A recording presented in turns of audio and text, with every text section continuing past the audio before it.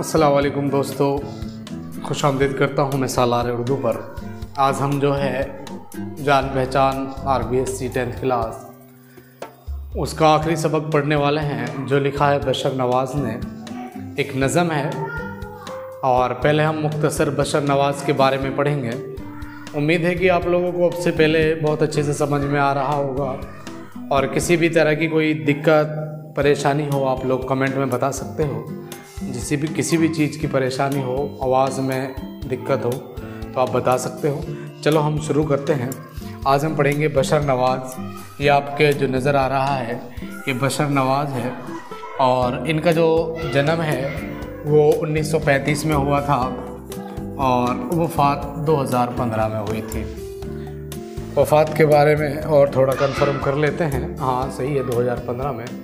आप इसको ऊपर करते हैं, अब इसके बारे में पढ़ते हैं। देखो, बशर नवाज़ जो है, असल नाम सबसे पहले बशारत नवाज़ खां, तखल्लुस इसका बशर है, जन्म 1935 ईस्वी, वफ़ात 2015 ईस्वी में। ये चीज़ कॉमन याद रखनी है आप लोगों को। जन्म की जगह पे आपको जगह पर विलादत भी पूछ सकता है, और वफ़ात की जगह पे आपसे रहलत भी पूछ सकता है। तो इन चीज़ों को आपका पता होना चाहिए। आमद भी पूछ सकता है, और इस दार फ़ानी से रुखसत कब हुए ये भी पूछ सकता है। इसके बाद देखो, बशर नवाज़ औरंगाबाद में पैदा हुए। ये महाराष्ट्र में पड़ता है, वहीं उन्होंने तालीम हासिल की। बशर नवाज़ का ताल्लुक़ 1960 के उभरने के बाद उभरने वाले शायरों की नस्ल से है। इस नस्ल के शोरा जदीदियत से मुतासिर थे। उसके बावजूद उन्होंने क्लासिकी शायरी से दिलचस्पी बरकरार रखी थी। तो जो क्लासिकी होता है वो पुराने अंदाज में कहे जाने वाले जो शायरी होती है, जो पुराना जो अंदाज़ होता है उसी को बोलते हैं। और यही वजह है कि ज़बान पर उनकी गिरफ्त मजबूत है। गिरफ्त कहते हैं पकड़ को, किसे कहते हैं? पकड़। और उनकी शायरी में नएपन के साथ साथ क्लासिकी रंग भी मिलता है। बुनियादी तौर पर बशर नवाज़ गज़ल के शायर हैं, लेकिन नज़म गो शायरी की हैसियत से भी मारूफ़ हैं, यानी मशहूर हैं। एक चीज़ आपको याद रखनी है, वैसे तो बुनियादी तौर पर गज़ल के शायर हैं, लेकिन वो नज़म गो में भी एक अच्छा कमाल रखते हैं, और वो एक नज़म भी अच्छी तरीके से लिख सकते हैं, अच्छे तरीके से लिख सकते हैं। इसके बाद में रायगा और अजनबी समुंदर उनके शेरी मजमूए हैं, ये दोनों याद रखने हैं। और बशर नवाज़ की वफ़ात औरंगाबाद में हुई। देखो, एक चीज़ याद रखना, जो जन्म और वफ़ात दोनों कहाँ पर हुई थी? औरंगाबाद में। कहाँ पर हुई थी? औरंगाबाद में। कहाँ पर हुई भाई? औरंगाबाद में। तो ये चीज़ आपको याद रखनी है। उम्मीद है कि आप लोगों को यहाँ तक समझ में आया होगा कि बशर नवाज़ का असल नाम बशारत नवाज़ खां था। उसका जन्म 1935 में औरंगाबाद में हुआ था, और 2015 ईस्वी में उनकी वफ़ात हो जाती है औरंगाबाद में। रायगा और अजनबी समुंदर उनके सबक हैं, नहीं शेरी मजमू है। इसके बाद में देखो, सबक नंबर 17, कदम बढ़ाओ दोस्तों। और देखो, सबक 17 कह रहा है कदम बढ़ाओ दोस्तों। ये सबक हमें पैगाम दे रहा है और बता रहा है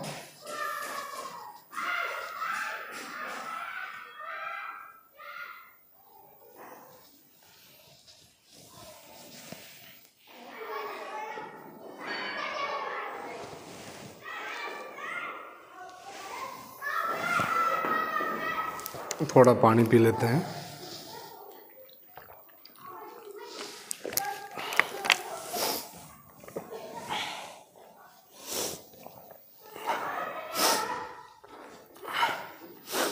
शुक्रिया इंतज़ार करने के लिए। तो ये सबक हमें देखो, कदम बढ़ाओ दोस्तों, दो पैगाम देता है तालिब इल्म को।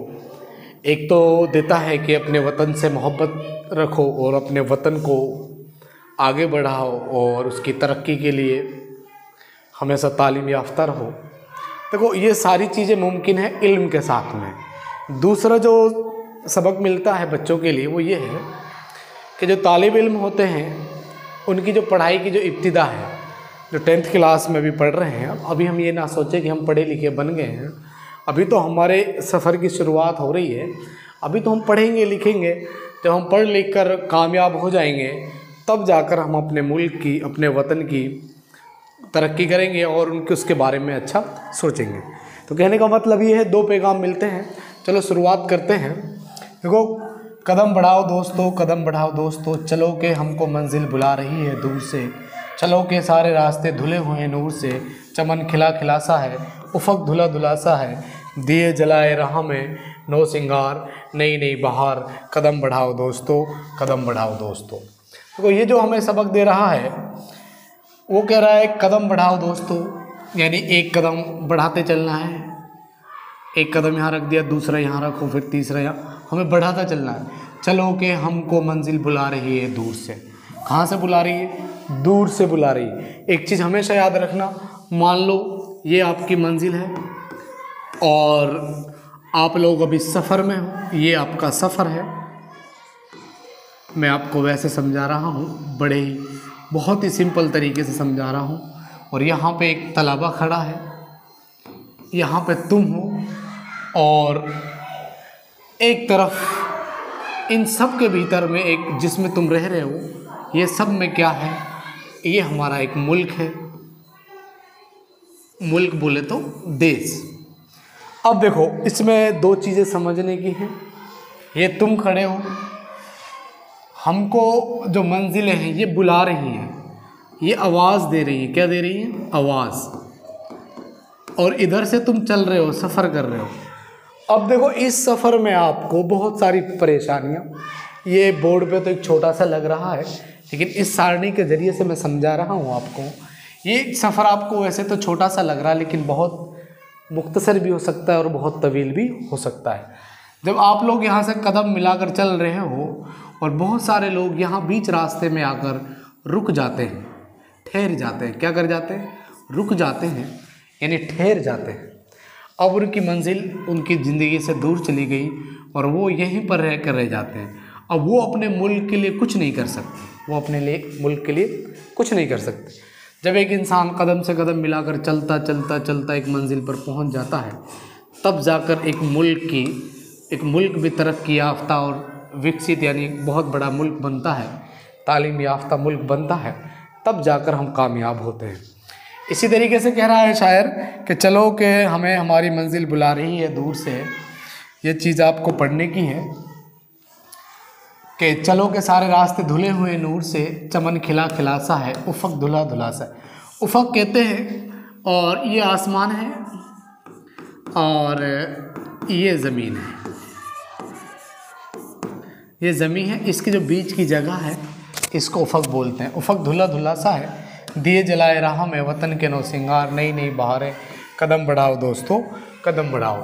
اس کی حوالہ اور تصریح دیکھ لیتے ہیں۔ میں نے اپنے انداز میں تھوڑا مختصر سمجھا دیا ہے، اور اس کو اور دیکھ لیجئے۔ یہ بند قدم بڑھاؤ دوستو سے لیا گیا ہے۔ اس نظم کے شاعر بشر نواز نے لکھا ہے، یعنی اس نظم کے جو شاعر ہیں وہ بشر نواز ہیں، اور اس نے اس نظم کو لکھا ہے۔ آپ سیدھا سیدھا یہ بھی کہہ سکتے ہو یہ بند قدم بڑھاؤ دوستوں سے لیا گیا ہے، اور اس نظم کو لکھنے والے جو شاعر ہیں وہ بشر نواز ہیں، جنہوں نے اس نظم کو لکھا ہے۔ نظم کے اس بند میں شاعر یہ کہنا چاہتا ہے کہ ہمیں اپنے ملک کی ترقی کرنی ہے تو ہمیں اپنے قدم مسلسل آگے بڑھانے ہوں گے۔ دیکھو، اس میں کیا کہا ہے؟ ہمیں اپنی، ایک تو یہاں پر خود کی ہے اور دوسرے یہاں پر ملک کی ہے، دونوں کی ترقی کرنی ہے تو ہم کو قدم سے قدم آگے بڑھانے ہوں گے، اور ہم کو صرف آگے بڑھتے ہوئے چلنا ہے، کیونکہ ہمیں ہماری منزل یعنی کامیابی بلا رہی ہے۔ ہمیں صرف منزل کا راستہ طے کرنا ہے، آگے کے راستے نور سے دھلے ملیں گے، باغ یا گلزار ایک دم صاف ستھرا ہے، اور زمین و آسمان کے بیچ کا جو منظر ہے وہ بھی اچھا ہے، اور ہمیں علم کی روشنی سے راستوں میں دیے جلا کر اپنے ملک سجانا اور سنوارنا ہے۔ اس لیے نئی نئی بہار ہے، اور ہمیں قدم سے قدم ملا کر آگے بڑھتے رہنا ہے۔ امید ہے کہ آپ لوگوں کو یہ چیز سمجھ میں آئی ہوگی، اور اچھے سے سمجھ میں آئی ہوگی۔ اس میں کہہ رہا ہے کہ ہم کو منزلیں بلا رہی ہیں دور سے، اور جو راستے ہیں وہ سارے راستے جو نور سے دھلے ہوئے ہیں، اور ہمیں ہماری کامیابی بلا رہی ہے۔ یعنی ہم لوگ اس شور سے، اس خاموشی کے ساتھ محنت کریں گے کہ ہم لوگ جو ہیں ایک دن کامیاب ہو کر اس معاشرے میں ابھریں گے، اور اپنے ملک کے لیے کام کریں گے، اور اپنے ملک کو ایک ترقی یافتہ ملک بنائیں گے۔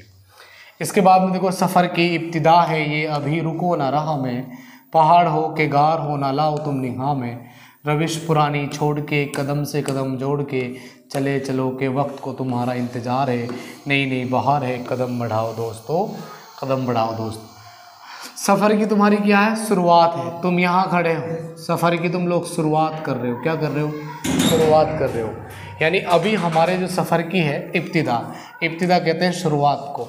अभी रुको न राह में, अभी हमें रास्ते में रुकना नहीं है। पहाड़ हो के गार हो ना लाओ तुम निगाह में, चाहे पहाड़ जैसी बुलंदियाँ आ जाएं, चाहे गार जैसा अंधेरा आ जाए, तो हमें नहीं रुकना है। रविश पुरानी छोड़ के, रविश कहते हैं पगडंडियों को, कदम से कदम जोड़ के, चले चलो के वक्त को तुम्हारा इंतज़ार है, नई नई बहार है, कदम बढ़ाओ दोस्तों, कदम बढ़ाओ।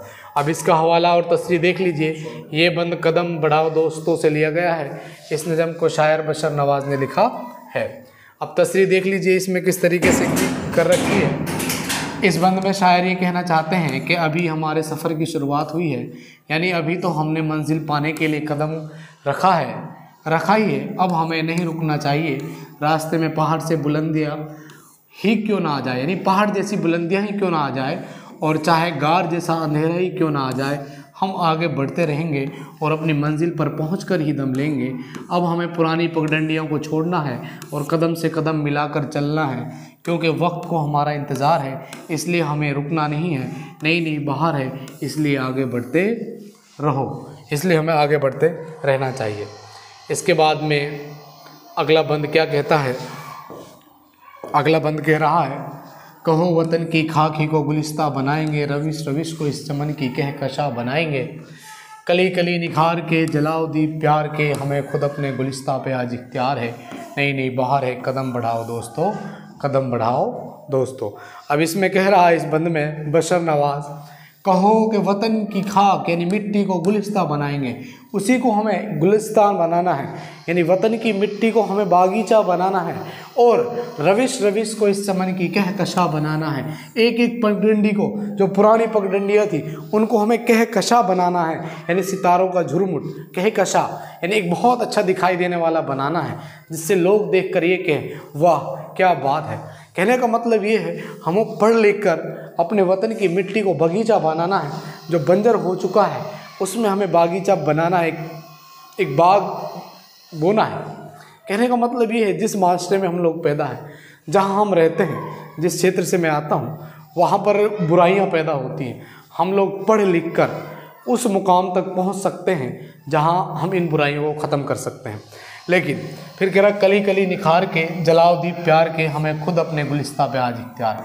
आज तुम्हें खुद अपने बागीचे पर इख्तियार है, तुम खुद हो, मान लो एक तलाबा खुद है, अब इसको अच्छी ज़िंदगी बनानी है, अच्छी नेक बनाना है इसको, या फिर इसको बदी बनाना है यानी बुरा, अब वो तुम्हारे ऊपर है। तुम्हें अपने गुलिस्तान को आज अच्छा बनाओगे या बुरा बनाओगे, ये आज तुम्हारे ऊपर है। इसके बाद में नई नई बहारें, कदम बढ़ाओ दोस्तों, कदम बढ़ाओ दोस्तों। इसका देबंद कदम बढ़ाओ दोस्तों से लिया गया है। इस नज़म को शायर बशर नवाज़ ने लिखा है। इस बंद में अपने वतन की मोहब्बत को बताया गया है। अब देखो तशरीह में क्या कह रहा है। इस बंद में शायर ये कहना चाहता है कि हम सबको मिलकर अपने वतन की मिट्टी को गुलशन बनाएंगे और गुलजार या बाग की हर एक रविश सितारों के झुरमुट की तरह बनाएंगे, और अपने मुल्क की एक एक कली को धोकर हर एक कली में मोहब्बत के दीप जलाने हैं, क्योंकि आज हमें खुद उस चीज़ का इख्तियार है कि अपने गुलिस्तान के मुस्तकबिल को बेहतर बना सके। इसलिए हमारे पास मौका भी है और वक्त भी। हर कदम से कदम मिलाकर चलना है और अपने मुल्क बहुत सारी तरक्कियां तक ले जाना है, अपने मुल्क को बहुत सारी तरक्कियों तक ले जाना है। ये हमारी नज़म है जो कंप्लीट हो गई है, और इसके बाद में हम इसके सवालात देखेंगे। सवाल नंबर 1 क्या कहता है? कदम बढ़ाओ दोस्तों से शायर क्या मुराद है? कदम बढ़ाने से शायर मुराद है कि हम मुसलसल आगे बढ़ते रहना है जब तक हमें हमारी मंजिल मिल नहीं जाती, यानी रास्ते में चाहे कितनी ही मुश्किलात आए, हमें उनका मुकाबला करना चाहिए और इल्म की रोशनी से ये सारी मुश्किलात दूर करनी चाहिए। यही मतलब है कदम बढ़ाओ दोस्तों, कदम बढ़ाओ दोस्तों से। इसके बाद में सवाल नंबर 2 क्या कहता है? सवाल नंबर 2 कहता है कि पहाड़ और गार को निगाह में ना लाने का मतलब क्या है? जवाब इसका मतलब है कि हमें मंजिल के रास्ते में चाहे पहाड़ जैसे बुलंदियाँ और गार जैसा अंधेरा ही क्यों ना आ जाए, हमें रुकना नहीं है जब तक हम मंजिल पर नहीं पहुंचते। यही मतलब है इस शेर का। इसके बाद में इस नज़म के ज़रिए शायर ने क्या पैगाम दिया है? इस नज़म के ज़रिए ये पैगाम दिया है कि हमें अपने मुल्क और मुल्क के सभी तालिब इल्म को चाहिए कि वो अपनी मंजिल पर पहुंचकर अपने मुल्क की तरक्की करें, और सभी लोगों को एक साथ चलने की तलकीन की गई है। और नज़म में बताया गया है कि हमें अपने मुल्क से मोहब्बत करनी चाहिए और हमें अपनी मंजिल के लिए मुसलसल कोशिश करते रहना चाहिए और कदम से कदम जोड़कर एक साथ आगे बढ़ना चाहिए। ये था हमारे नज़म कदम बढ़ाओ दोस्तों। इसके सवाल जवाब हो गए, अब इसका खुलासा और देख लेते हैं। मुख्तसर मैंने तो बयान कर ही दिया है, आप और मुख्तसर इसको बयान देख लीजिएगा। देखो, बशर नवाज़ ने इस निज़म के ज़रिए अपने वतन से मोहब्बत, तालिम इल्म को अपनी तालीम पर पूरी तवज्जो के साथ मेहनत करने की भी तलकीन की गई है और सभी से कहा कि हम सबको एक साथ चलना है और आपसी मतभेद यानी लड़ाई झगड़े से दूर रहकर अपने वतन और ख़ुद अपनी तरक्की करनी है। और जब हम अपनी मंजिल की तलाश में निकले हों तो हमें रास्ते में आने वाली मुश्किलात से नहीं घबराना चाहिए और लगातार आगे बढ़ते रहना चाहिए और हमें एक दूसरे के साथ अच्छा सलूक करना चाहिए ताकि हम लोग तरक्की कर सकें। इसका मरकज़ी ख्याल क्या है? इस नज़म में देखा जाए तो इल्म और वतन की मोहब्बत को पेश किया गया है और इसमें इल्म से एक इंसान अपनी मंजिल पर पहुंचकर वो अपने मुल्क की तरक्की को तय करता है, लेकिन हमें इसके हमेशा मेहनत कश और जफाकश रहना होगा। और इस नज़म में तरक्की के पुराने रास्ते को छोड़ने की तलकीन दी गई है और नए रास्ते इख्तियार करने के लिए कहा गया है। यानी हम अपनी तरक्की पुराने ख्यालों से नहीं कर सकते। तरक्की के लिए हमें नया तरीका और जुनून की ज़रूरत है। कोई भी चीज़ है, हमें नए तरीका और नया जुनून की ज़रूरत है और अमली काम। और अब इसके क्वेश्चन आंसर देख लेते हैं। यहाँ तक उम्मीद है कि आप लोगों को समझ में आया होगा कि हम लोगों के अंदर जुनून और मेहनत और अपने देश के लिए जफाकश रहना, अपने देश के लिए वफ़ादार रहना। कहते हैं कि हुब्बुल वतनी मिनल ईमान, अपने वतन से मोहब्बत करना ही ईमान का एक जुज़्व है, एक हिस्सा है। तो अब हम इसके क्वेश्चन आंसर देखेंगे। कदम बढ़ाओ दोस्तों नज़म के शायर कौन है? इसमें बशर नवाज़, बी टिक कर दोगे। बशर नवाज़ का ताल्लुक़ किस दौर के शायरों से है? 1960 के शायरों से है। बशर नवाज़ का असल नाम बशारत नवाज़ खां। बशर नवाज़ बुनियादी तौर पर किस सिनफ के हैं? गज़ल के शायर हैं। इसके बाद बशर नवाज़ की पैदाइश कहाँ हुई? औरंगाबाद में।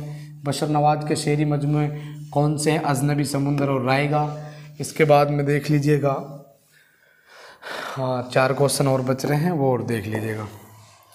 कदम बढ़ाओ दोस्तों नज़म का मरकज़ी पैगाम क्या? खुशी हासिल करना, वतन से मोहब्बत और तरक्की की जद्दोजहद, ये इसका मतलब है। कदम बढ़ाओ दोस्तों शायर क्या मुराद है? रुक जाना, पीछे हटना, मुसलसल आगे बढ़ते रहना। शायर ने पहाड़ और गार को निगाह में न लाने से क्या मतलब है? ख़तरे से डरना, मंजिल की तरफ बढ़ते रहना, रास्ता बदल लेना, आराम करना, मंजिल की तरफ बढ़ते रहना। नई बहार है, शायर की शायरी की तरह मुल्क में तरक्की की उम्मीद, मौसम बहार, बाग की ताजगी व तफरी। इसमें आएगा मुल्क में तरक्की की उम्मीद। उम्मीद है कि आप लोगों को ये समझ में आया होगा। और 1-2 क्वेश्चन और है, देख लीजिएगा। खालिस्तान, बशर नवाज़ का ताल्लुक़ 1960 के बाद उभरने वाले शायरों में होता है। कदम बढ़ाओ दोस्तों नज़म में शायर ने वतन से मोहब्बत का पैगाम दिया है। शायर कहता है कि हमें अपने वतन की खाक को गुलिस्तान बनाएंगे। शायर के मुताबिक हमें अपने रास्ते छोड़कर नए रास्ते बनाने। शायर ने नज़म में कहा है कि इल्म की रोशनी से रास्ते रोशन करने हैं। उम्मीद है कि आप लोगों को ये सबक समझ में आया होगा और हमने भी इसमें बड़ी मेहनत और मशक्क़त की है और आप लोगों के लिए ही ये मतलब जो ये सबक है ये दिया है। और मैं आप लोगों से उम्मीद रखता हूँ कि आप लोग भी मेहनत करोगे और हमेशा आगे बढ़ते रहोगे। आज हमारी ये किताब मुकम्मल हो गई है। इंशाअल्लाह फिर आने वाले समय में इनकी मैराथन क्लासें, पूरे मारूजी सवालात, ओल किताब के खालिस्तान, फिर मॉडल पेपर्स हम सारे हल करेंगे। इसके बाद में हम कवायद शुरू करने वाले हैं। इंशाअल्लाह आप लोगों को उम्मीद है कि समझ में आ रहा होगा और जो भी कहीं से देखता है वो अपने कमेंट में ज़रूर बता दें। और इंशाअल्लाह उम्मीद है कि आप लोगों की पढ़ाई अच्छी चल रही होगी। खुदा हाफिज़।